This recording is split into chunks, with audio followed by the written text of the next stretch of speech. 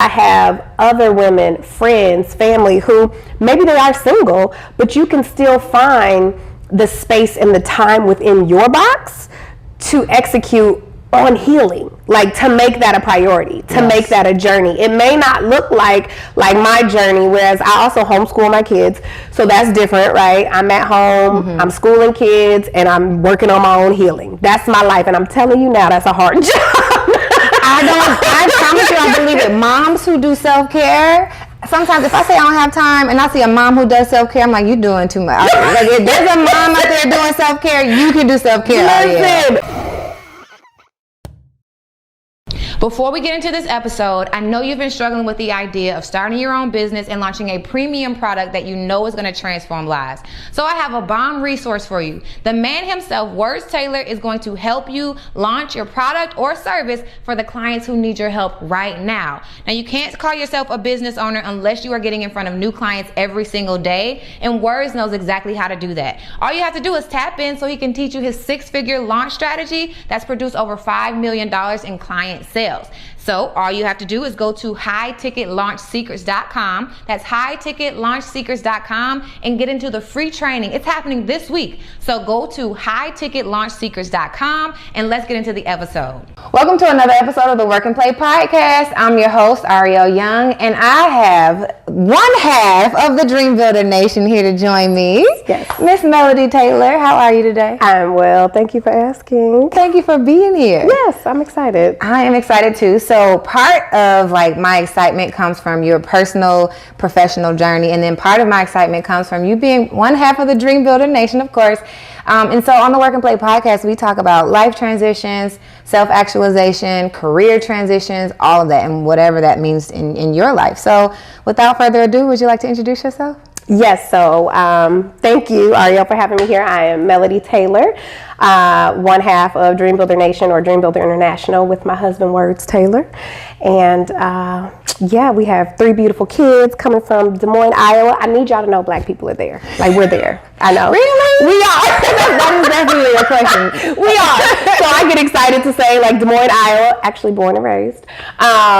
But yeah, that's me. Like I kind of said, social work background, love people, love healing, love wholeness. So I love all of that. Now, before we got started, you said, I am a different kind of entrepreneur. I am. I'm a different kind of entrepreneur. So for those who are familiar with my husband, I would say, he's even a different kind of entrepreneur, but when I think of entrepreneurship and I think of the hustle, the grind, the drive, just being focused on whatever that purpose or that goal is, and typically it's like, let me help as many people, which that's my goal too, but it's always focused on the next move is what I feel like. I am that type of entrepreneur. However, my next move is all focused on healing and wholeness. So I drive my husband bananas because I have a blog that I started, Life with Melody. And so I have a blog, lifewithmelody.com, over 200 and some blogs, have not released any. They are coming. Over 200 and something written though, but then it's like, well, why have you not released? Well, because as I said, I'm all focused on wholeness, health, and healing. Okay. My focus isn't on financial gain. Okay. It's not. I know that my journey of healing, my journey of wholeness will be something that will help other women and other children. And so I'm focused on doing that and doing it right. Yeah. And it drives my husband nuts. He's like, okay, so you got 200 blogs done. Let's go ahead and we're going to launch in January. And I said, okay, we can launch in January. And then in December, I'm like, God is telling me. This was last December then. Yes! Okay. It's even getting me like the heebie-jeebies because I'm like, that's a whole year's worth of content or a season. And I've still been writing.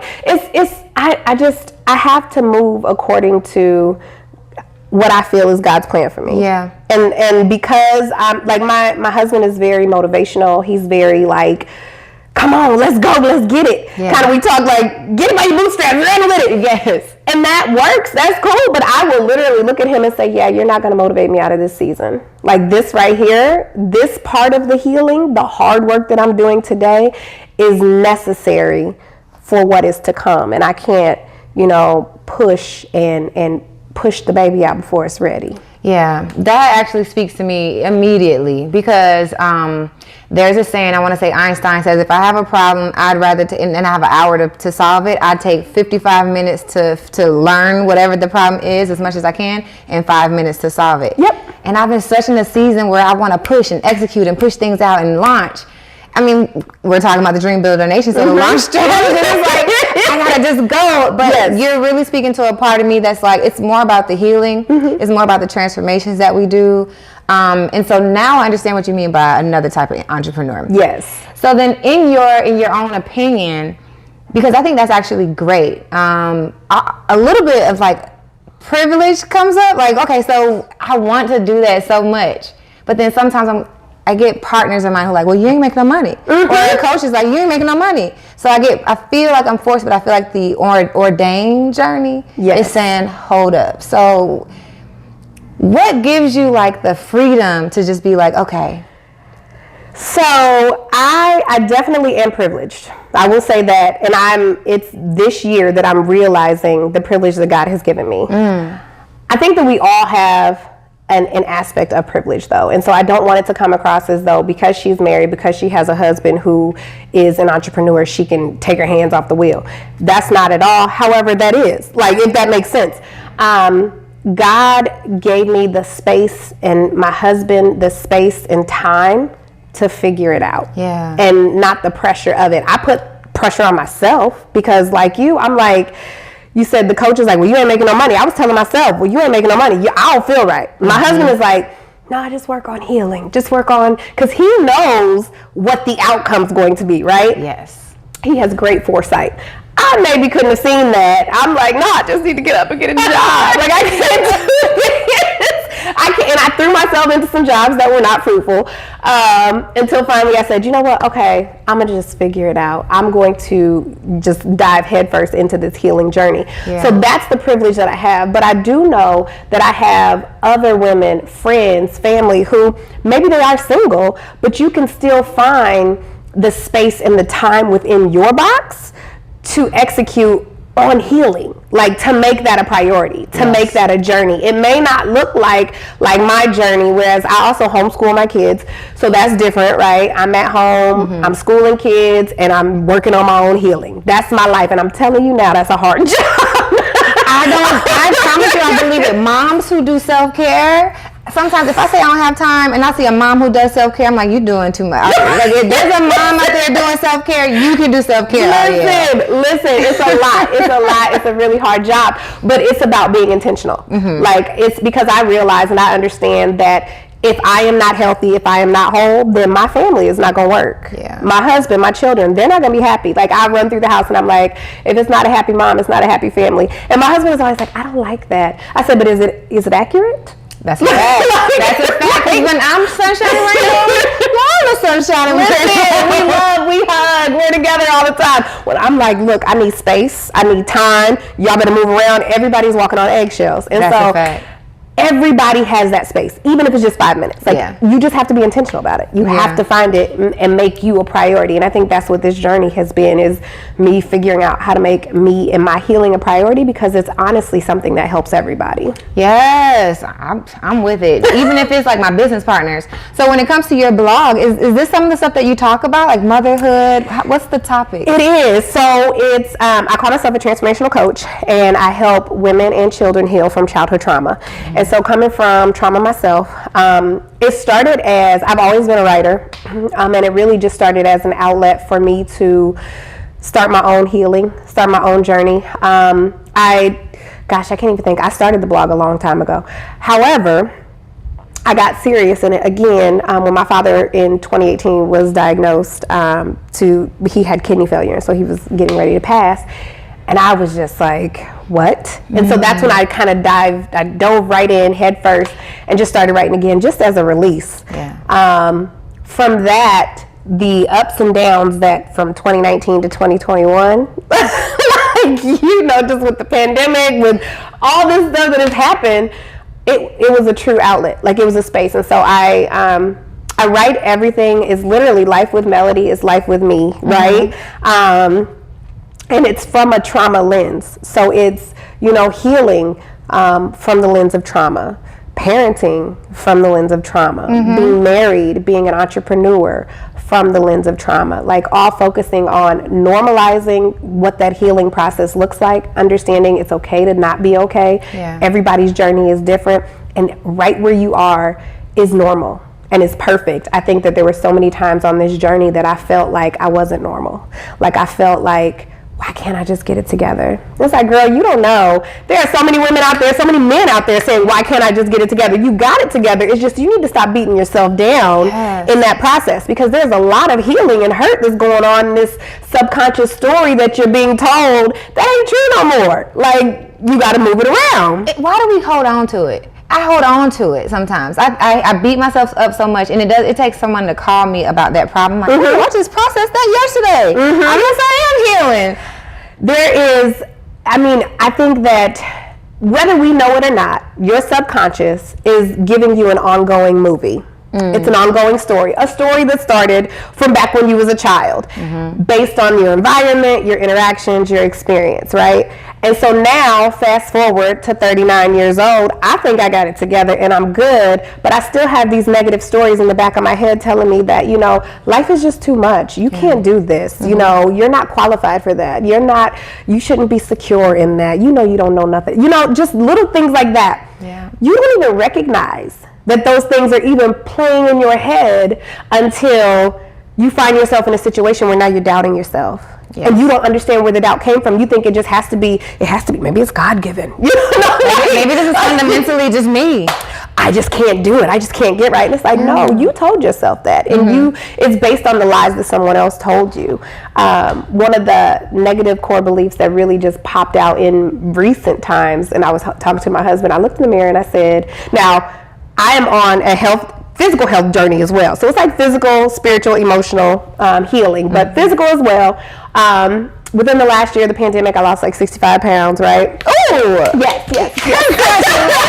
Thank you. But I did gain like 20 pounds back, right? Just this last year. Was that a net for 45? Listen. Now, the other day, just in real random, I was walking past the mirror and I said, whew, I'm fat. And I said, I'm tired of being fat. I just said it. No one was talking to me. None of that. I fast forward about 30 minutes and I'm reading a book about how to do the work on healing.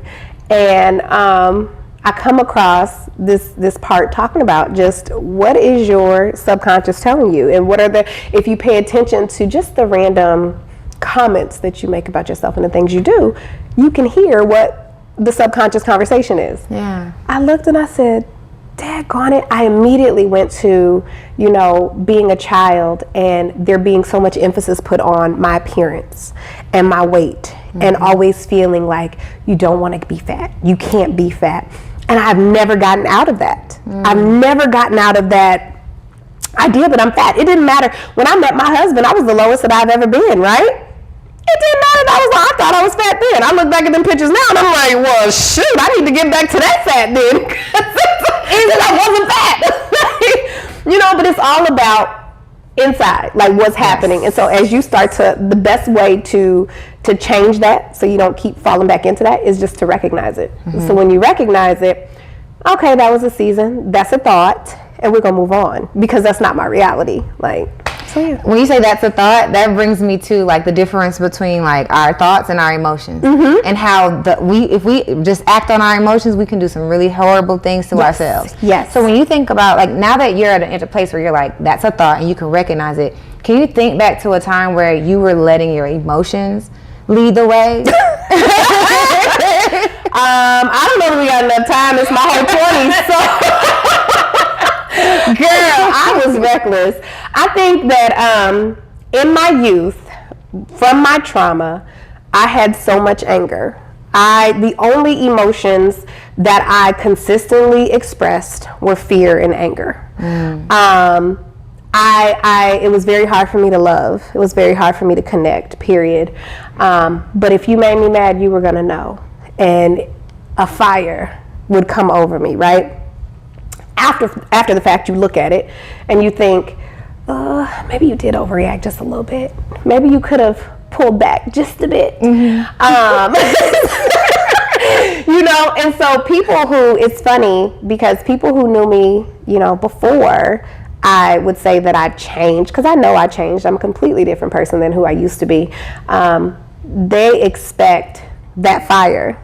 And so when they meet me now, because we moved back to my hometown after college, they meet me now and they're like, and I'm like, really? I'm not like that no more. That's really not me. They have to learn me all over again. But then there is also an interesting group of people who were with us during the college years. So they seen me when I had the fire, and then they seen me when God changed my life. And they're like, oh, this is hilarious. Like, when you look at who I am, like, you can know that God is real. Yeah. Only because he's the only one who could quench the fire that was within and make me get to the point to where I can learn to experience the full, I guess, vault of emotions that we have, yes. right? Mm-hmm. And I'm still learning. Mm-hmm. I'm still learning. I think that's the beauty part, is that you're always learning and loving and growing. And so I'm still trying to figure it all out, but now I can move a little bit beyond anger, and it actually takes a long time to get me angry now. Like, I'm sitting like, no. You're not going to do this. No, that's not going to work. I love it. And I resonate with that too. It's like you said, the fire takes over. I call mine the Hulk. Because you look back and you're like, dang, my clothes don't fit no more. I just went bananas. But that wasn't me. But I have a thing about writing. Mm-hmm. When you say you're really good at writing, you've always been a good writer. I don't think I've ever owned that. That's not something. I'm really good verbally. Mm-hmm. But a part of the healing process, I'm really curious of what that looks like. And the reason is because I can be super logical. Mm-hmm. In my notes, I started just writing charts, for example, right? Mm-hmm. Literally like an x-axis and a y-axis. I'm like, okay, so if it's love and it's sadness, like, how do you feel about this? And I'll put a little dot. Right? And then I got to writing. Okay, I would title my writing. I would bullet point. Super logical, but I really want to get to a place where I let my emotions flow. Yes. So how did you, figure out that you were good at writing, and then what has that healing journey been like from, I'm assuming you started as a child. So I know that you'll agree, enjoying myself while I work is the vibe that I'm trying to be on. So I want to invite you guys to Sidebar ATL here in Atlanta, Georgia. Sidebar, on top of the good food and live music, they have 3 different experiences. That means you can join me in the garden room, in the gold room if you want to try the top of the line hookah, and they also have the dungeon, where I hear what happens in the dungeon stays in the dungeon. So it's the perfect mix. If you're here on business or you want to blow off some steam after work, you can meet me at Sidebar ATL so that you can have a little bit of dinner and then turn up afterwards if that's your jam. So check us out, 79 Poplar Street here in downtown Atlanta, or you can call 678-800-0741. Let's get it. Work and play at the same time, right? I did. I was in middle school, and I was a very angry girl, and I lived with my father and my stepmother. Me and my stepmom would fight all the time, and one day her and my dad came to my room and was like, look, we bought this for you. And it was a journal, and I'm like, okay, whatever. Mm-hmm. And I just took it and I opened it and I just wrote in there all the stuff I was mad about. Just like, I'm mad at life. I'm mad about this. I'm mad about that. I'm mad that my mom's not here. I'm mad about everything, right? And it became an outlet because I was telling that journal things that I felt like I couldn't tell anybody else. Mm-hmm. Of course, over the years it progressed, but that's how it started. And I even recall taking it to an academic, level as well. I recall being in school and enjoying. I would write papers and they'd be fast, and I would write long stories and turn them in, and I'm like, you didn't even read that the way it was supposed to be read. I always enjoy, it was just, for me, I grew up in a home where I spent the first 11 years of my life with my mom, and the last 7 with my father and his wife, and the first 11 with my mom and her husband. And in between those 2 homes, I grew up in a space with physical abuse, sexual abuse, domestic violence, alcoholism, drug addiction. This was my constant reality. Mm-hmm. So I needed a space and a way to escape. That's what the writing did for me. That and reading. Mm-hmm. So I would literally read books, and what I learned now today is called disassociation, where you're there but you're not there. And we all see people go through it, right? We're having a conversation, we're like, where'd you just go? You weren't here. That's what I did throughout my youth. So I would read books and I would be in those stories. I also think that helped to cultivate my writing, because that made my imagination like just go crazy, because I was always trying to get out of my space that I was currently in.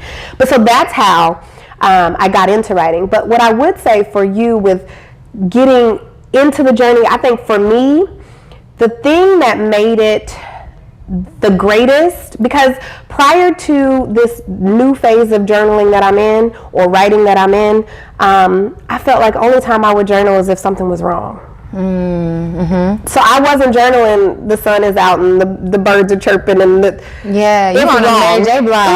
Right. You know, her first album was my favorite.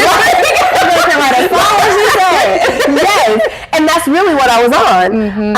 That's all I wrote about. Be it a poem, be it a song, be it a whatever, a journal. It was all about anger and hostility and fear and all of that, right? But I was introduced to something called brain dumping. And so, have you ever heard of that before? Yes, absolutely. Okay. There are different types of brain dumps that you can do. Okay. But this one in particular, they told me just set a timer, and to start out was like 5 minutes. Set a timer for 5 minutes and write down everything that comes to your mind. Okay. And I did it. I was like, this is about to be the dumbest thing ever. And that was the first sentence that I wrote. Like, this is about to be the dumbest thing ever. I have no idea what I'm going to write about. I literally wrote everything that came to my mind. By the end of that, I wrote for 15 minutes, not 5. By the end of that, I had this newfound revelation and understanding of why I have an issue with abandonment. Really? How did I go from this is about to be the dumbest thing ever to abandonment? That is what our mind, like, we have hundreds and thousands of thoughts that are running through our minds all day long. Just get them out. Just say whatever. Don't put yourself in your box. Just write. Yeah. Just write until you can't write no more. And so once I literally, like, I can't even remember the transition of it. I just remember going from this is the dumbest thing ever to remembering the first time that I got my first whooping from my dad. Simple. I was 6. First time I got my first whooping by my dad, and the betrayal that I felt and the anger that I felt. I was a 6-year-old kid. Like, there was a whole other dynamic that was happening as to why I felt that betrayal. I get it. I did what I wasn't supposed to do. I went to the park and he told me not to. I get that. You owning up to stuff. You know what I'm saying? Okay. I get that. Right? So he was being a good parent by looking after me, and then he whooped me. He didn't whoop me hard, but I was angry about my reality. I was angry about everything else that happened, and the fact that I didn't have a relationship with him and I didn't see him, and the one time that I seen you, you hit me.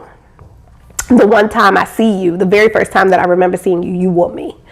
For me, and I'm in the midst of a domestically violent relationship with my mom and my stepfather, so I'm seeing this every day. So then you're supposed to be my safe space. And the one time, the very first time I remember seeing you, you hit me. For me, that was the ultimate betrayal. And that created this negative dynamic with men. It created this dynamic within myself of, you know, just not trusting my own abilities, my own decision making. It was a lot, right? All of that in a 15-minute journal session. That's crazy. And I was like, okay, this is it. Like, this is what I'm doing. So literally, I brain dump. Probably, I mean, I make myself now, I have a goal just to journal every day. So now I do some writing prompts, but I try to brain dump at least once a week. Like, let me just get it out, because you can find some things that are internally going that you have no idea that they're there, or, you know, why they're there. So it'll help you figure it all out. So after you did the first journal exercise, deep stuff came out and abandonment issues came out. I'm curious about what you did with that information, but I'm also curious, now that you do brain dumping on a regular basis, do like really deep things come out still, or is it like, oh, I was mad the other day and that's why I was mad? How does that evolve? It's a combination of both. I think that, well, first of all, I'm a huge proponent for therapy.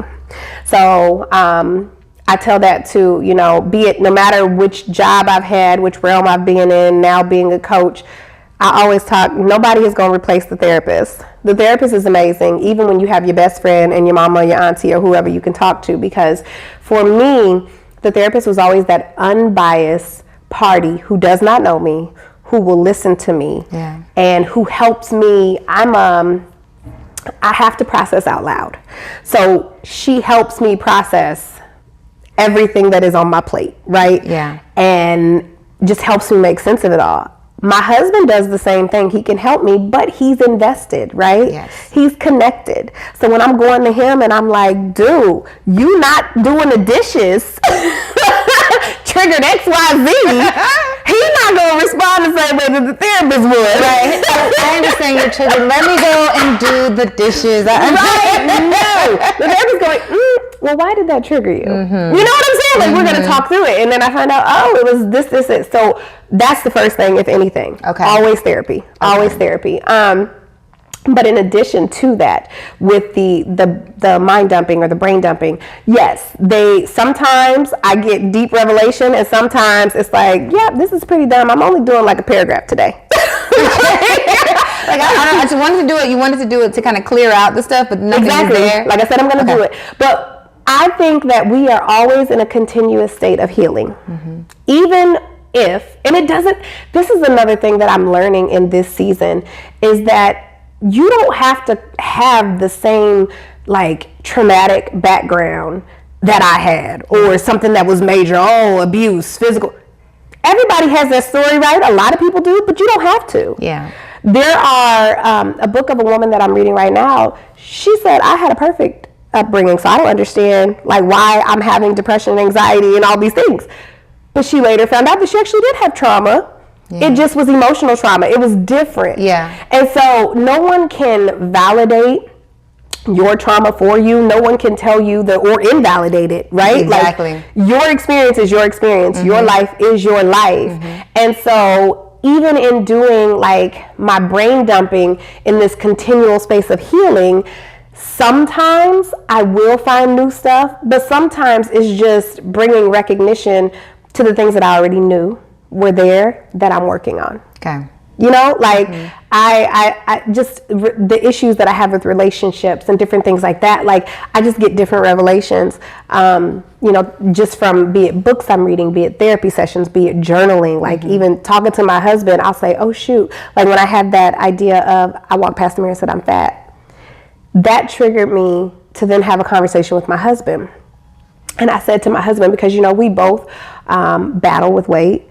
He's down about, I think, 65 pounds now, too. So, yeah. It's a winning team over here. But we don't want our children to experience that same lifestyle, right?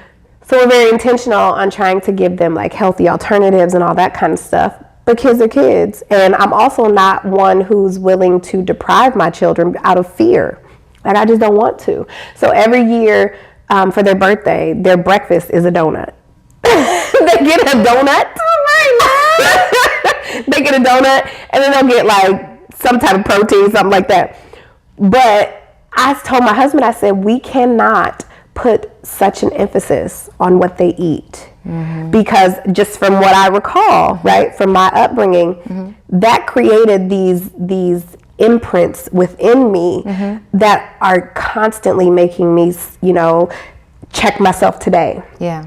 And wonder, you're not hungry. Did you're fat. You eat too much. All of that. And so I just told him, and that was just from regular conversation. Like, we can't do that. And so that was from, you know, a brain dump situation of, right, oh, I think I'm fat. And that triggered continued healing, right? That triggered continued growth. Continued growth. Yeah, absolutely. I love it. So when you think about that first time you found something come up, did you was that the first time you ever went to a therapist, or did you?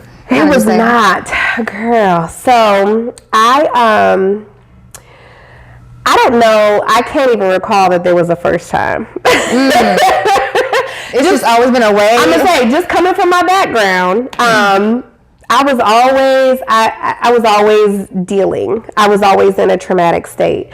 But my freshman year of college, I was watching an Oprah Winfrey show, which is funny because I don't like Oprah. Oprah, this might have to do with my trauma though, so I really do like you. Like, should be poking. I was watching an episode. I was so angry at her. I don't even know why I was watching her show. But on her show, something happened that triggered for me the sexual abuse that I had endured. Okay. So from that, I'm a freshman in college. I call my mentor, because my church at that time, like once you turned 18, they connected you with an adult in the church and you had a mentor. She and I would write letters and I would talk to her all the time. So I called her crying and I was just talking to her just about, because I'd never at that point at 18, I had never told my father that I had been sexually abused, and I had never told my mother. I had talked to the abuser though. And kind of confronted them. Right. I found out when I was 14, I was having some nightmares and I was like, this doesn't seem right. So I just confronted the person, but not in a confrontational way. Like I said, I know what you did and I forgive you. Because I have always been a very smart person. And so I said, you're just going to deny if I accuse. So let me tell you, I know what you did. In saying I know what you did, he confirmed. He told me and he apologized and said, well, I was abused when I was young and all this kind of stuff, right? So for me, in getting that confirmation, I said, okay, I've always had a relationship with God. I said, I forgive you. I have to work on this. Like I have to work to forgive you. And so at the age of 14, I started my own journey of let me forgive this person who hurt me that nobody knows hurt me, right? Wow. And then the following year, he made a very inappropriate comment, which let me know he wasn't resentful. He wasn't remorseful. Got it. And it crushed everything within me, because then that created anger and, resentment, and it was just a lot. So I held that from 15 until I was, I think I was 19 when I was in college. And so at 19, watching Oprah, triggered by everything, broke down. My mentor immediately called my father, who called my mother and my brother and everybody. It was like, something's wrong with her. You need to get up there. I then wrote my scholarship an email and said, I'm dropping out of college. Because I didn't know at that time it was depression. I didn't know it was anxiety. I just knew it was all too much. Okay. I had finally communicated the abuse to my father. I communicated the abuse to my mother. And for me, I was just like, this is too much. Like, I'm mad that this happened to me. All of this. And I was just like, I can't do this anymore. My scholarship is actually the ones who sent me to therapy. So I had two beautiful black women who were over my scholarship. I went to a PWI, so a predominantly white institution. Yes. Which one? In Iowa? Iowa State. Yep. Iowa State University. Okay. And so I told them, like, I'm dropping out. I can't do this. And they called me in and was like, listen, you're absolutely not dropping out. You can go ahead and take up to a year and a half off. You just got to do therapy. I was like, okay. So I walked into the therapist's office. I am a freshman in college. She couldn't have been more, she was probably first year in her master's, so she's not much older than me.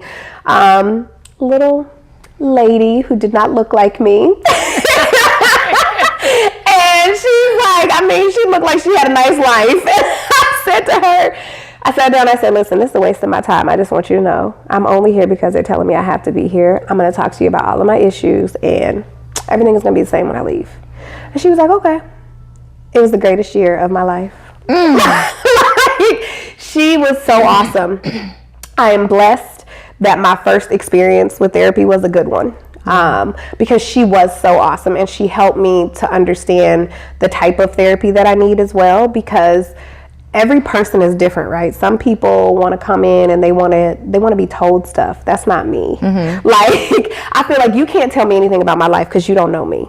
I can tell you what I'm experiencing and you can help me to figure it out. Yes. But don't come to me trying to diagnose me or tell me this is XYZ. No, thank you. I'm not it, Yes. And she didn't do that. She listened to me. She helped me to identify, the coping skills that I had that were negative, the coping skills that I had that were positive, the things that were triggering me to do either or, and getting more healthier, routines and habits in place.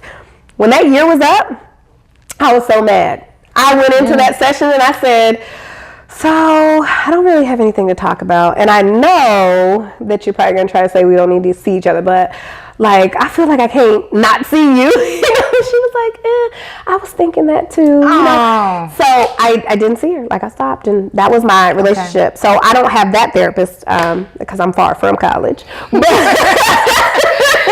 But what's interesting about what you just said, and this what I learned in my experience in therapy, or when I was doing therapy, was your willingness. Mm-hmm. Even though what you said was, hey, I'm gonna be in here, I'm gonna tell you all my problems, and I'm gonna be the same. The fact that you were willing to share your problem is mm-hmm. such a strong thing. Mm-hmm. And a lot of people will just hold that pain inside. They won't breathe. They won't speak, like their lips. Yes. So it's really interesting that you have always been subconsciously willing to heal. I didn't know what I needed. I just knew that I didn't want what I had. Mm-hmm. So I didn't know even what healing looked like, you know, coming from the background that I came from. But I knew that what I had in the house, that wasn't it. I knew that, you know, what I had around me with family and friends, that wasn't it. And so I just was willing to do the exact opposite of what that was. Nobody in my family that I knew of growing up had ever done therapy. Nobody. Yeah. And I was like, that's why I had to tell her, like, and you know, in the Black community, it's not a big thing anyway. We don't talk about therapy. The church can heal it and pray it away. Right. And the church is amazing. The church has been a huge foundation in my life, but so has my therapist. Yes. Like, I've needed that relationship as well. And so I've always been willing to just get more and to get better. And so going back to being a different type of entrepreneur, mm-hmm. that has nothing to do with finances, drives my husband nuts. I live in abundance, absolutely. But it ain't because I'm seeking abundance, it's because God has given me abundance. Because I'm telling you now, my goal in life is to be at peace. My goal in life is for health, healing, and wholeness. And if money falls into that, praise God. Yes. Well, when you speak like that, money is attracted to you. Yeah. So it's just a part of it. And listening to you, your vibration is different. You know what I mean? Like,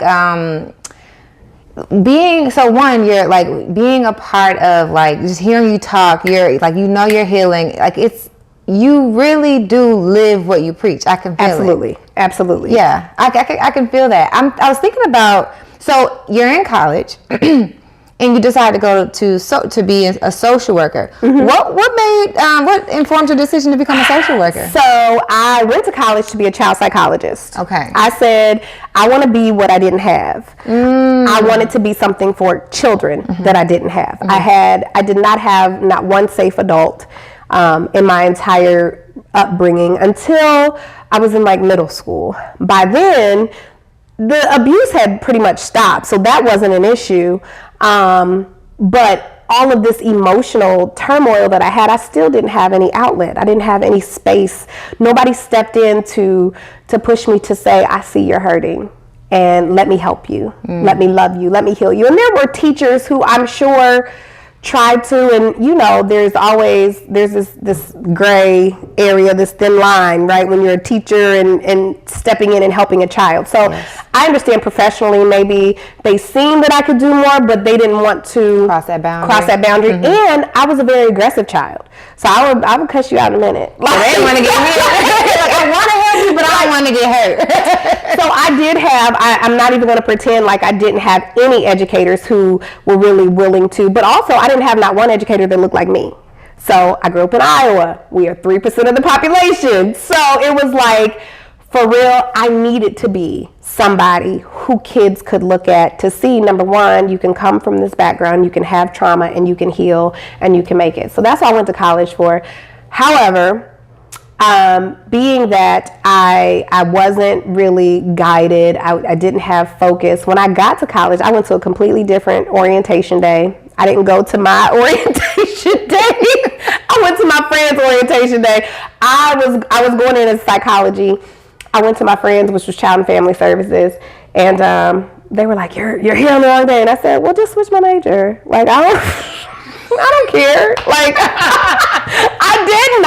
I had no adult supervision. Listen, parents, supervise your kids. Like, if I had anything, but listen, you were exactly where you were supposed to go. I really did. Yeah. Everything works out the way it's supposed to. So I switched my major. So my major went to child and family services and psychology as a minor, and then psychology later became a major because I stayed there so long. I was like, I done did both of them. I might as well. But I didn't want to continue to go to be a psychologist because I felt like being in the industry, working with families, I was constantly trying to figure out how I can make the biggest impact with the least amount of contact, right? Therapy wasn't it. Because, especially not child psychology, because I felt like if I sit here and I help this child in my office and I send them back home to live with their abuser, their perpetrator, all that, I'm not helping them. Yeah. So then I was like, I gotta go to social work. I gotta do that. I gotta get into the home. I got my degree. I immediately went, before I went into the home, I went into a detention center. So I was still working with the kids and not the parents. And it was very fruitful. I loved it. I loved my boys that I worked at. I worked at an all boys detention center. And I was like, okay, I got to get in your house. Like, this is not working for me because I'm not making the impact because you're here for however many weeks. You do great and you go home and then I see you again. This is not going to work. So I went into the house. Going into the house, I immediately, I was probably there for like 2 years. I got burnt out within 2 years. Yeah. Being in the house because it was like parents weren't listening.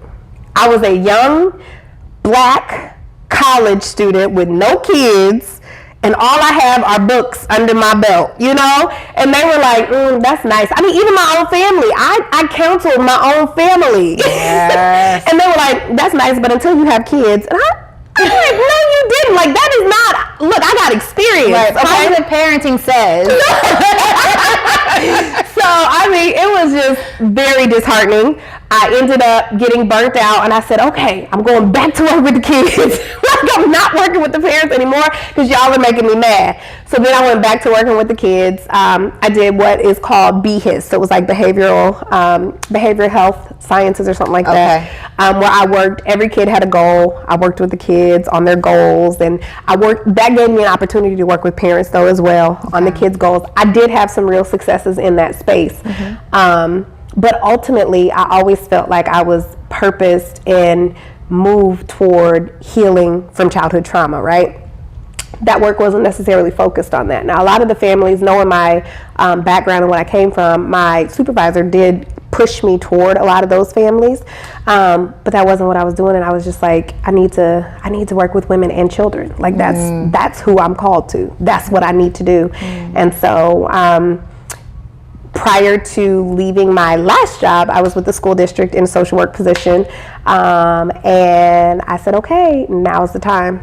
Sooner than later, I jumped without an exit plan, February 2019. February 2019.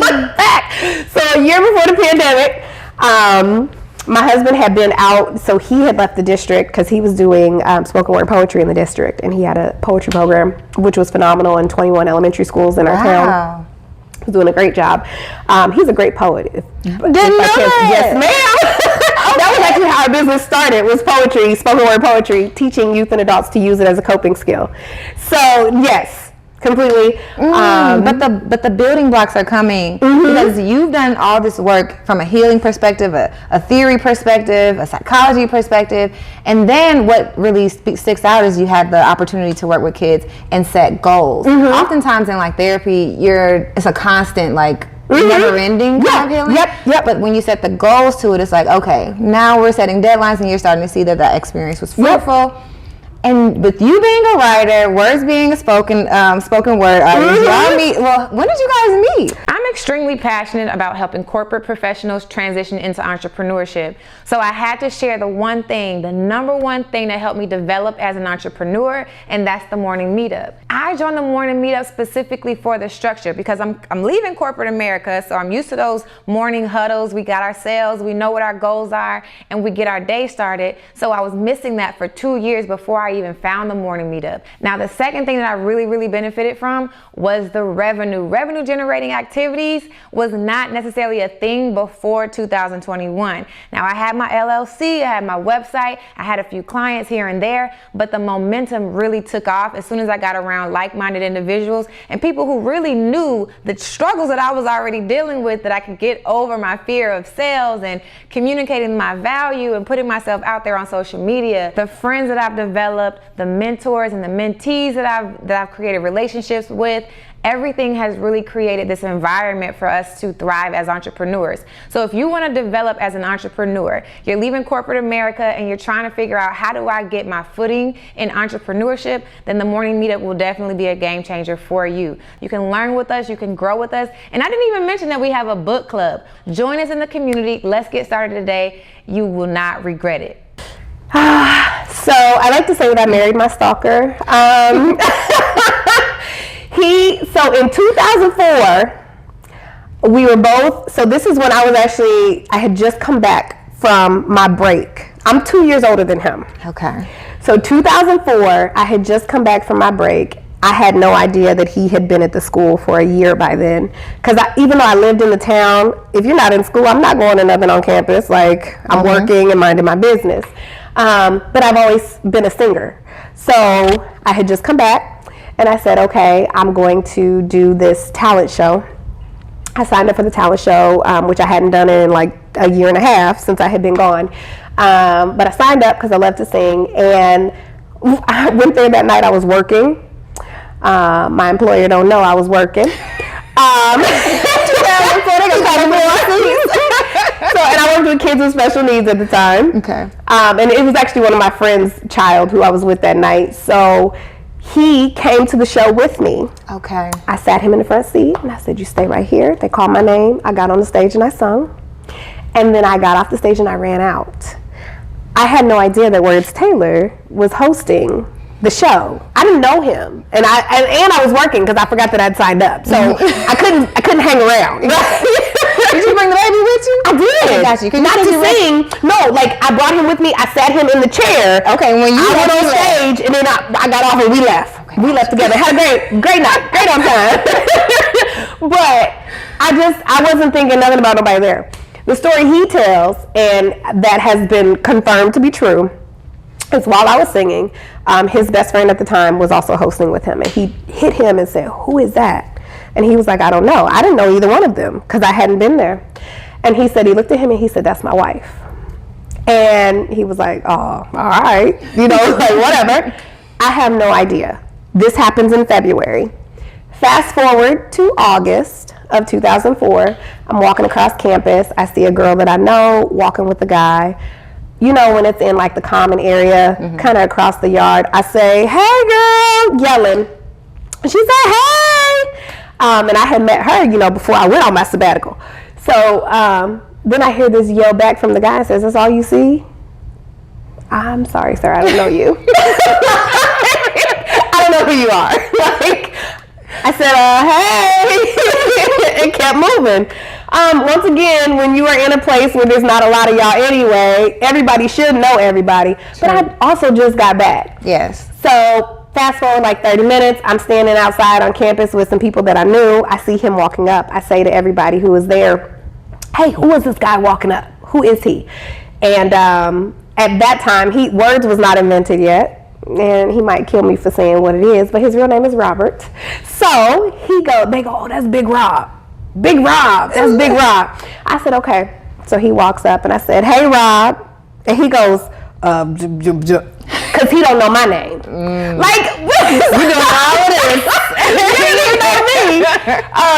And so that was in August. By the end of the month, once school started, the way that God works, I signed up for an 8 o'clock class. Okay. And you don't do that in college. Like, I don't do that in college. I was barely waking up. And so I went to the professor first day to get my class switched. While I am standing in line, I hear, "You're not trying to leave me in here, are you?" And I turned around and I was like, "Huh?"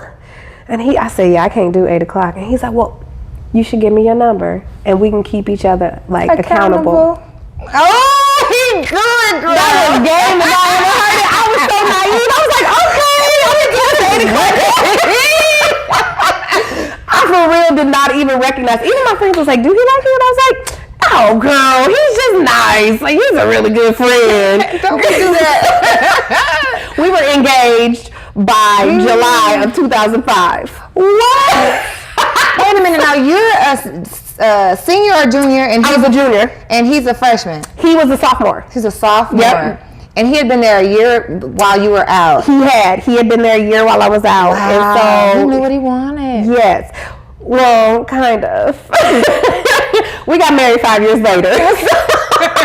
So, I mean, I think ultimately, yes, he knew what he wanted. But what he later told me was that, I mean, he was young. When I met him, he had just turned 20 and I was 22. And so, what he said is, he's like, I did know what I wanted, but I also knew that I couldn't lose you. He said, but I had to grow up, right? So he said, I just figured if I asked you to marry me, you can't go nowhere while I have this growing up process. And I'm like, that ain't fair. But was he right though? Yeah, listen, and that's why when you're like, you know, we were moving emotionally and all that stuff, girl, that's why all them people that look at us now and they're like, look at God. Look at God. Well, that's one that works out from an emotional perspective, Yes, right? Between yes. the words and the thoughts. So when we fast forward back to the day when you leave, well, actually, I was curious about the thought just came, and it was your healing. It was your healing and your relationship with men, right? Because when one time Words was talking about, like, when he said it was time for us to go, he was like, babe, like, I'm gonna need that 401k, right? And for me, that speaks, okay, this woman trusts her man, right? But as women, we have to go through our own healing process in order to get to a place where we can trust our men. Absolutely. And as we were talking about your healing process and your relationship with men and you writing, I'm just wondering, what kind of work did you do to get to a place where you can trust him? Absolutely. So right before we got married, so in that 5 years, we were together and broken up a bunch of times. Okay. The last time that we got broken up, I was angry. I was angry at him. I was angry at God. Because I felt like up to that point, God had shown me that he was supposed to be my husband. I felt like I had confirmation through conversations, through prayers. Like, God had shown me, no, this is your future. But it wasn't looking the way that I desired it to look, right? It wasn't what I thought it should be. And so I was mad. I had said enough is enough. And so I broke up with him. And I was like, you go on about your way. I said a lot of unpleasant things. And I said a lot of unpleasant things to God. Like, I was mad at him too, right? The silliness, like, he knows me. So, so I did all of that. And then at that time, while in college, we would do a 40-day fast every year from like a couple days after Christmas until my birthday, which is early February. And this particular year, I say to God, I'm doing this fast, but I just want you to know it ain't got nothing to do with you. That's how we talk when we homies, just to let you know. I'm doing this because this is what I do. And it has nothing to do with you. And I'm sure he was just looking like, oh, my daughter. So I started it. By the end of the first week, I was on my face and I was crying and just really like getting in touch and in tune with God. And in that, what I heard was that actually was what started my healing process. Because what I heard was like, one, I did confirm for you that he's supposed to be your husband, but he still has free choice. And so if he chooses not to follow me, I need you to be okay with not going with him. And then I was like, well, why didn't you say that? I'm looking at God like, why didn't you clarify that in the beginning? I would have been, more relaxed. And then he further went into like, but there's some things that you have to do. Like, there's some healing that has to happen for you to make you the person who I need you to be. And it was at that time I took on a note card and I wrote out, this is my first time that I have ever, and it's funny because now I can look at it and say, oh, these were negative core thoughts, negative core beliefs. I didn't know none of that then.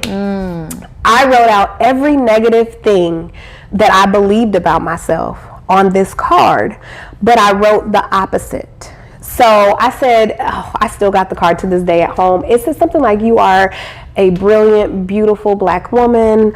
Any man that comes into relationship with you is lucky to have you. You are blessed. You are a blessing. Like, I went through all of that. I wrote it on about 10 cards, and then I posted it on every space that I would have to look at. So I put it on my mirror. I put it on my refrigerator. I put it on my doors. I went out. I had it in my car on the dashboard. Like I had it everywhere. I had it on my dresser. Like and anytime I seen it, I had to say it out loud. Okay. That was my goal. That was the first thing. I felt super silly doing it at first, and eventually it became who I am, right? So I did that. I started to take myself out on dates. I started to ask myself, like, what do you like? Because there were a lot of things, like I had gotten lost in doing things for other people. Yeah. Like I didn't even realize what I wanted, who I liked, what I wanted to be, what was my favorite food, like, you know. And so I went on this self-healing, self-love journey and really trying to figure me out. Words came back in this process. Okay. And in him coming back, he got a rude awakening because he's thinking he's coming back to the same woman. And I'm like, no, I'll meet you at church. No, I'll see you later. And we had gone to church. We went to church before, but he was like, okay. But he didn't know, like my Friday nights were now spent at church. So were my Saturday nights. Like I'm in prayer, I'm in choir, I'm hanging out with God. Yes. And so once he seen that I was for real, that was a catalyst to changing his life. Okay. Getting him on board and focused with God. And that just, it not only, like, I know because I stepped into the role that God needed me to, that is why Words Taylor is who he is today. That is why Melody Taylor is who she is today, and why our children and our legacy is what it is. I know that had I not listened and really wholeheartely, like, trusted God, that it wouldn't have happened. And so to answer the question of, like, how did I get to the point to trust him, I really stand on the premise of, you know, you can't trust man. I love my husband to death, but my husband is still a man, and he is still flawed like I am. And we will fail every time if we put our trust in the person, right? But I put my trust in God. I put my trust in God, and God promised me that he would never allow me to be hurt the way that I was hurt before. And so because of that, like, I'm good. You know, like I never have to worry. So when my husband comes, and he comes with a lot of crazy ideas. And when he comes with a crazy idea, first of all, I trust and believe that he follows God, that he serves God. We pray together. I know his walk. I know his relationship, right? So when he comes, I'm like, okay, you got this from God? Like, okay, that's number one. That's cool. I trust God. You go do you. God has never failed me.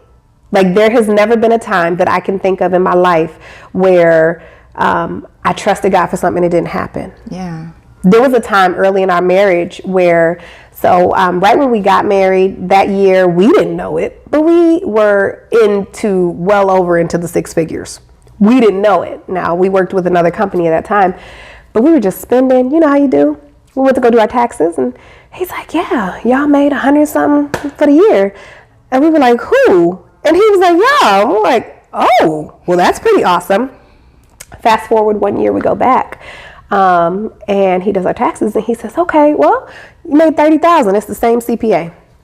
And we're like, oh, okay, that was one person. Who? How much did the other one make? And he says, no, that was together, because the company had gone under that we worked for. But this is when I knew, like, God will never fail me. We didn't feel not one piece of it. On 30,000, we lived in abundance and felt just like we did when we had over the 100,000. Wow. And it wasn't until we did taxes that we looked back at each other and we're like, what the heck?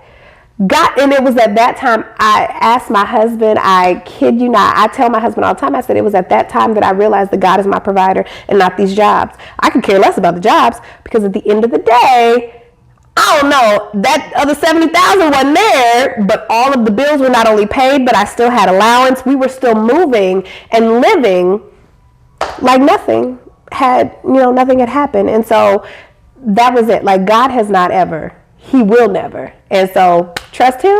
I'll follow my husband anywhere. I love it. I love it. I love it. I love it. What you said to me just then, well, from the beginning, you don't put your trust in man. You put your trust in God. Absolutely. And I think what also that trickles down to is a trust in self. So I think ultimately the healing that you did was the work that you needed to get clear with the connection that you had with him. Yes. And then everything else just kind of worked itself out through that trust. Absolutely. Absolutely. Trust in self is major. You know, God, you have wisdom, Yeah. the Holy Spirit within you. You just got to listen. You trust and believe, like he will not fail you.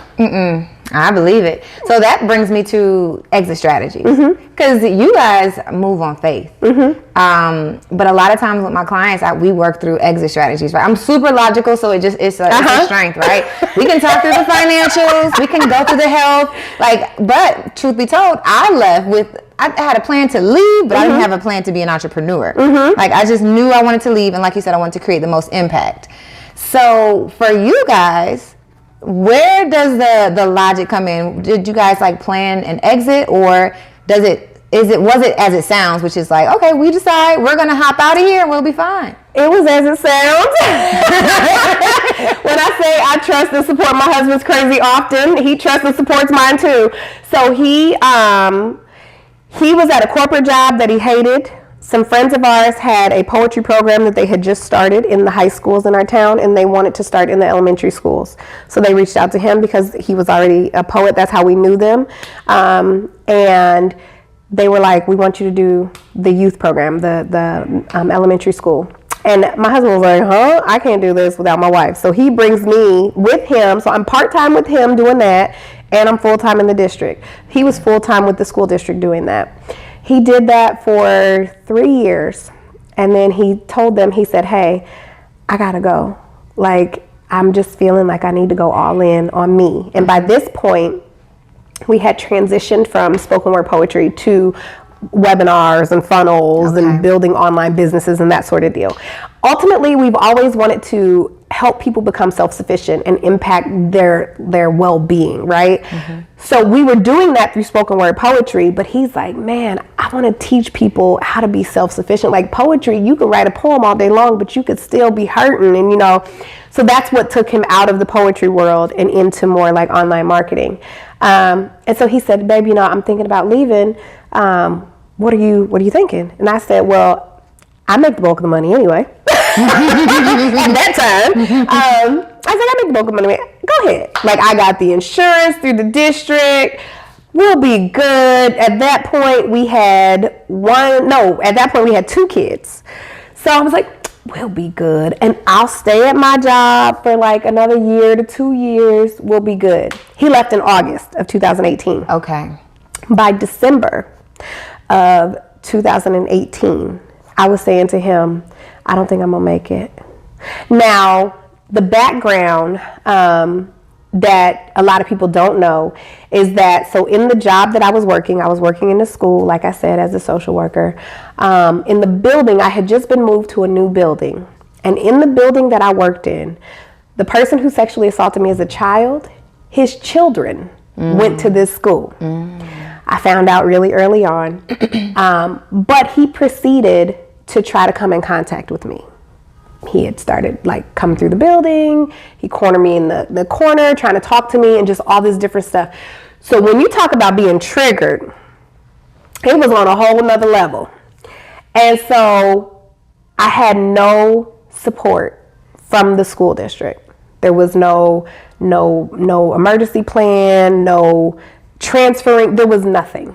I had no support whatsoever. And so ultimately, when December came around, it was so bad that I was having panic attacks before I was going in the building. Okay. I'm sitting in my car for 45 minutes to an hour before even walking in the building. So now the building is mad at me because they think I've been late. Nah, boo, I've been here. I was just sitting right here trying to breathe and trying to get my life together. And I reported it to my supervisors. I did all what I could do, right?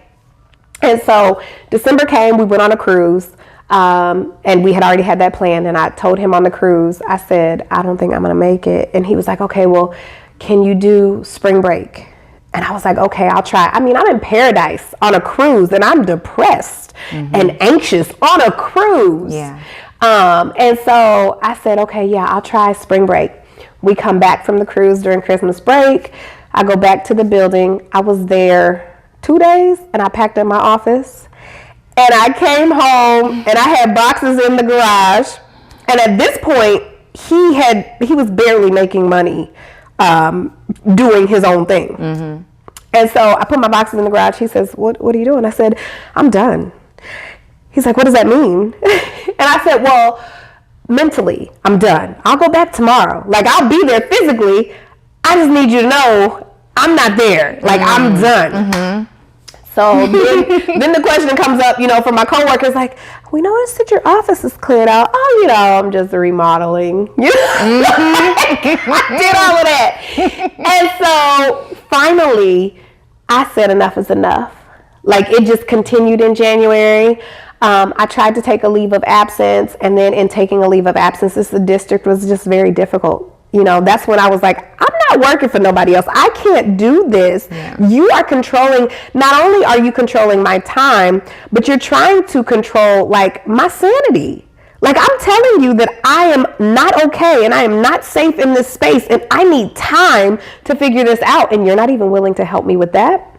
I put in my 2-week notice and I was like, I'm out. This was because when it got to that point in February, he was like, babe, just do it. We'll work it out. Yeah. And so I said, okay. I put in my 2-week notice. I left. When I left, he was at that time, like I said, making minimal money. He was working, doing motivational speaking with some online platforms. And I was like, God, I don't know how you're going to do this. So I picked up he didn't tell me to pick up any jobs, but I did. I picked up, I picked up one part-time job writing resumes because I told you I could write, and I'm good. So I did resumes, which I'm good at and I can do them, but it was the worst experience ever.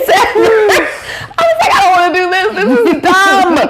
And so your relationship with the jobs have changed. It's basically like you're funneling people in the direction that you just love. Right. And so I did that. I put in an application to drive Uber. My husband was like, you better sit down somewhere. We're not doing that. And then I did to do some online English training for people in other countries. Didn't go through that either. And so I was sitting there like, Lord, what are we going to do? What am I going to do? And so we took our last, at that time we had just met E.T., the hip hop preacher. My husband, he always goes into the story. He had been talking to him for, over probably a year by that time through the phone. But we actually went to Chicago and met him. And he was coming out with a program, Extreme Execution. And that's when they were teaching about the DISC. And so first of all, that was a breakthrough moment for me in my even journey to call myself an entrepreneur, because I don't think I did before that. And I don't think, when I left, I didn't have this vision to be an entrepreneur. I thought I'd probably go get another job somewhere, but I just knew I just needed space. I need the trauma was too much at that time.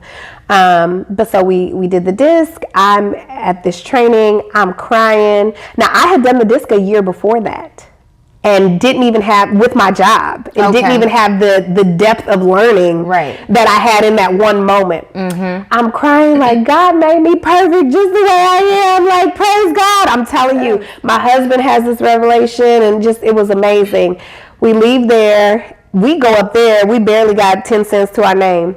We leave there, E.T. says, I am starting Extreme Execution and I want to certify people to be able to teach and to utilize the DISC in their businesses. And we're like, okay, how much it costs? He said $1,000. We took our last $1,000. We had no money whatsoever. Last $1,000 and invested it into that program. And God has continued just to pour out. So to ask, did we have a plan? No, not for real. I don't recommend that for a lot of people. But I think you have to move according to how you're being called to move. I appreciate and like the plans. I'm a high C, so I plan too, but not in this case. Yeah. That's beautiful. Well, see, I'm a high I. We talked about this. So I do the planning for the high C's, right? I do the planning because, one, I think we have to have a certain spiritual connection to truly do that. I can never advise someone to take a leap of faith. Right. Only he can advise you to take a leap of faith. Right. And then the second part is my personality. For those eyes out there who just be leaping just because they leap, they don't need my help anyway. So just hearing your story, it's one, you had you both heard your own calling. You both kind of were on your own journey. You both were doing things that you needed to do separately. You both were doing your healing, right? And then you made the investment. Yeah. So honestly and truly, like, it all makes sense. And if the plan, if someone were to hear specifically what you did, I hope they hear the healing first. Yes, that's my entire life. Yes. Like, please hear that. If you don't hear nothing else, hear that in your healing, you will be protected with everything else. Like, just seek healing. Yes. Seek wholeness and health, and everything else prayerfully will fall. Because even in that space, like, I feel like you will hear the directions that you're supposed to go. Yes. The jobs you're supposed to take, the relationships you're supposed to have. Like, as long as you're focused on healing. Yes. Like, what is pouring into me? What is giving me more? If it's pouring into me, if it's healing me, if it's making me whole, that's where I want to be. If it's giving me like peace and positivity, that's where I want to be.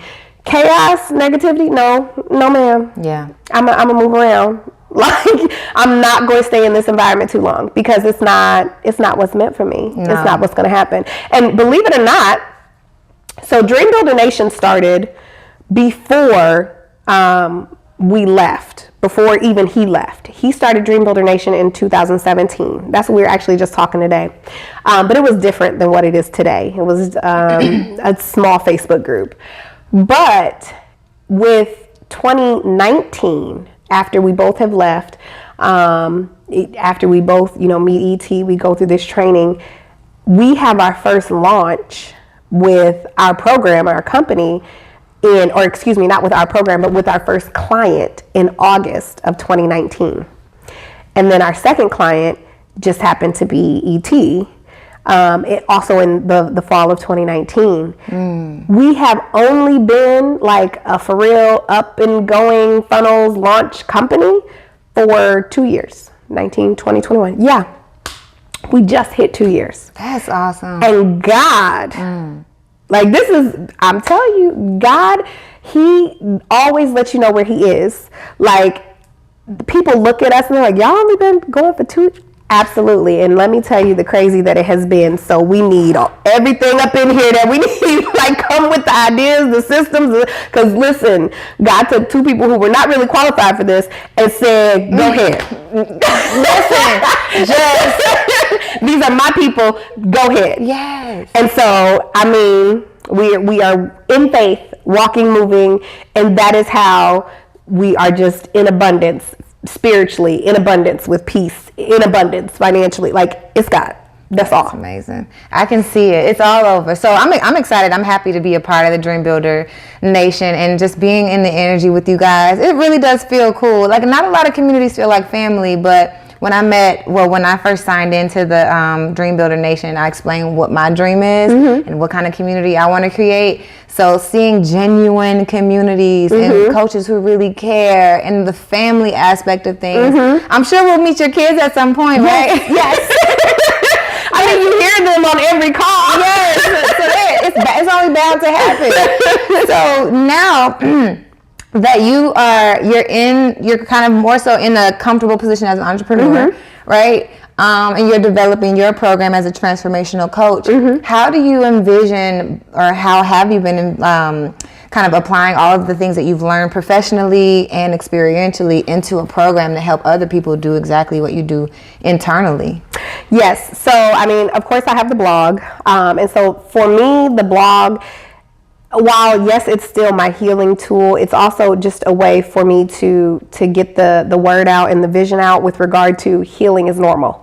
Everybody does it. Let's do it together. On top of that, I want to do a self-care box. And so I have a coach that I drive her nuts, but she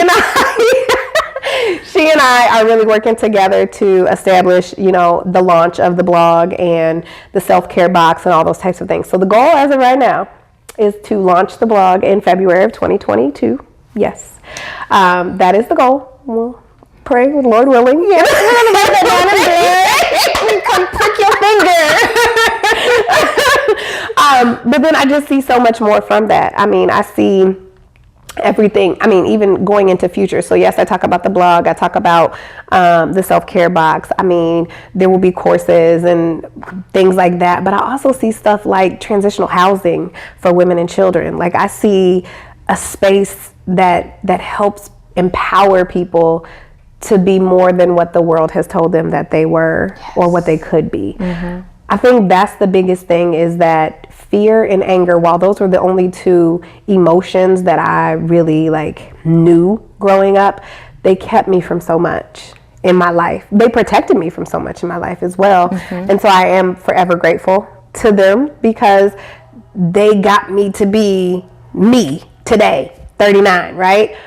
But they also kept me from so much. There were so many things that I was supposed to do. There were so many spaces that I was supposed to go into. And I'm not saying it as though I'm remorseful about it, because I'm still going and I'm still doing. I'm not done.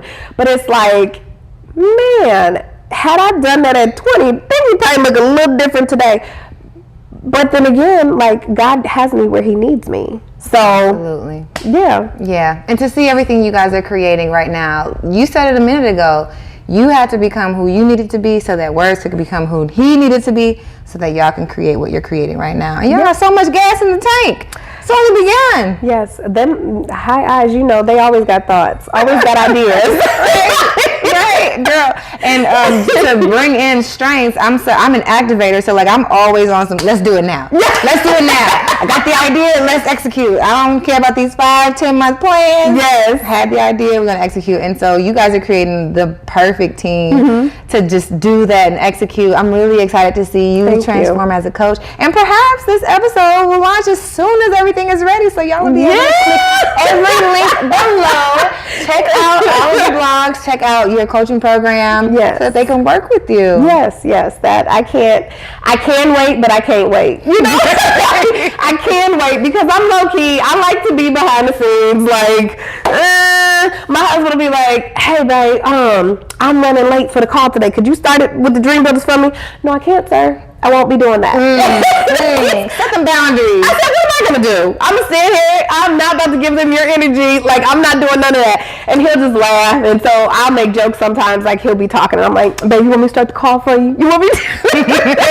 Come on. That's why that was the inside joke in starting at the workshop this weekend. I started, right? I'm like, yeah, okay, I can do the icebreakers. Let's go. Let's do it. Hey, you get it where you fit in.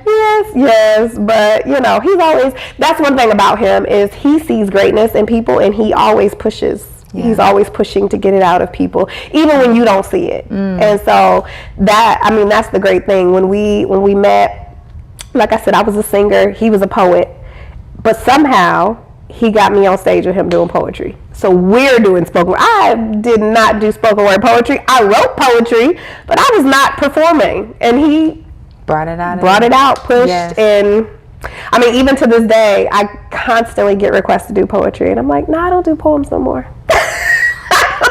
You see, you letting that light, so we just gonna sit here and let the light just not shine? Listen, you know what it is? God has transformed it to shine in another space. And to do, I'm not gone. I'm just I don't want to do poetry no more. That wasn't me in the first place. That was my husband. Now let me tell y'all, you want a poem? Let me send you my husband, or the whole plethora of other poets that I know now. I can get you a female who you need. Yeah. But it's I don't want to get him to do that no more. I got you. That was only a part of the journey. It was. Yeah. It was a space. It was a season. I love it. Well, I have really enjoyed listening to the journey. We've been buckled up, going in and out. There's so much that we could still talk about, and we're going to have to talk about it offline. And I look forward to getting to know you from so many different aspects, because the making of you just makes sense. And even with us both being social workers who are breaking outside of the mold of what social workers are supposed to be. That's what I'm really looking forward to. And I had no clue that was going to happen before you sat down. Really? Yeah, no, I'm like, oh, yeah, you get it. Yes. That was my key with even starting this. I knew I didn't want to bring stuffy, just policy. I didn't want to bring this is what you need to do. No, everything I looked up with regard to healing, wholeness, health, and wellness, all of it was, it's from a medical perspective, it's not reachable, it's not attainable. Like, it seems like it's somebody's doctor talking to you. No, I'm a normal person. I have normal life. I go through normal things, but guess what? I still have to parent my kids. I still am married. I still got to work. I still got to do all these things while on the healing journey, and it's okay. Yeah. It's normal. It's normal. Like, that's what I wanted, and that's what I needed, and that's definitely unconventional. There are not many people who are doing it, so I'm in my lane. Let's go. Well, so before we get out of here, I have to close out with you helping us understand. I really want to speak to the social workers for some reason. Like, I'm in school right now, so I'm in my last year, and I'm often talking about entrepreneurship, and about our values in social work against capitalism and understanding all these things. I would love for you to close us out with a word of wisdom to help us understand how entrepreneurship can help us create that impact in a way that we truly envision from a social work perspective, in a way that a lot of us just haven't seen yet. Absolutely. I think that, so one thing, my perspective is a little different because I come from a predominantly white town and state, right? But I think it can still apply to all, and that is, a lot of times we create policies, we create systems, we create things for people, to help people, but we don't really know those people. And I think that the best thing you can do in social work is actually get in the mud with your people, and I think also as a Black person as well, because my experience may not be your experience, and so just because that's another thing that happens when you're in a space where nobody else looks like you is, well, now you speak for all the Black people. No, I don't, and I too still need to connect with them just like you do. But once I instead of establishing systems and things for them to help them, I sat down with them and said, listen, this is what I'm seeing. What do we need? What is it that can help increase the health and wholeness and empowerment in this space? And so from having those conversations, then you can take that as an entrepreneur and start establishing those systems, start establishing those programs, the things that the community is actually asking for, versus something to make you look good or something to make you, make an impact and now I get the Nobel Prize. Well, are you getting the prize because you help the people, or are you getting the prize just so you can look good? Do what you can do for people, but do what they need, not what you want. It's not about you. I think that's the thing, is as a social worker, that was one of the things that I just really prided myself on, is letting my, who I am sit on the back burner and really going into my homes and being okay, this is a no judgment zone. Let's have some real conversations. And so, my coworkers would laugh at me because I would talk, and of course I have boundaries, but I'm saying I would talk to my clients and I'm like, hey, so-and-so, what's going on? And oh no, this no, that's not the case. I just seen you. I know. So let's be real with one another. And then looking at me what? Let's be real. No, let's be real. Come on, because it does not help me at all if I just allow you to lie to me. Right. So I'd much rather you not tell me. So let's just figure this out. Let's get through this. And that only comes from relationship. That only comes from getting down in the mud with them, having those heart-to-hearts, and really trying to figure out how can I get to the root of the problem. That's it. And then establish those systems. As an entrepreneur, we have freedom. We can establish those systems to help impact the world. Entrepreneurs are the ones who are going to move the world. Say that. You're so familiar. I cannot thank you enough. Thank you. I can't thank you enough for being willing to go through your journey and heal. I can't thank you enough for listening to what God told you when you met words and even before you met words. And I can't thank you enough for just taking the heat, taking the call, becoming the coach that you need to be, and developing and launching that blog. Yes. Because you have so much power to share with us. I can feel it. So thank you so much again for joining. Thank you for having me. Yes. Thank you for watching, and thank you so much for listening. And if there's someone out there who connects with you, they want to work with you, or they want to just stay connected to your journey, how can they contact you? So I'm on Instagram at Miss Melody Taylor. I am on Facebook as Miss Melody Taylor, and then the blog, lifewithmelody.com. It is up. I mean, you'll see coming soon right now, but you know, by the time this launches, it might be up. So you can go check that out too. Yes. Well, you know what to do. Click the links below. Do all the things. I will see you guys next week. But again, thank y'all so much. This was a treat, right? Until next time, peace out. Bye. This was good.